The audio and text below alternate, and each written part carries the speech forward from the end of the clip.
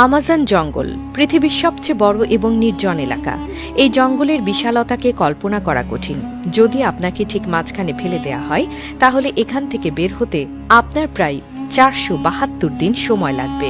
এই সময়ের মধ্যে আপনার দেখা হবে এমন সব প্রাণীর সাথে যারা প্রত্যেকটি নিজের মতো করে ভয়ঙ্কর। এমনটি এখানকার একটি পিঁপড়েও আপনার জীবন কেড়ে নিতে সক্ষম। আমাজন জঙ্গল প্রায় 55 লাখ বর্গ কিলোমিটার এলাকা জুড়ে বিস্তৃত। এখানে বাংলাদেশের মতো 37টি দেশ বা ভারতের মতো 2টি দেশ সহজেই জায়গা পেতে পারে।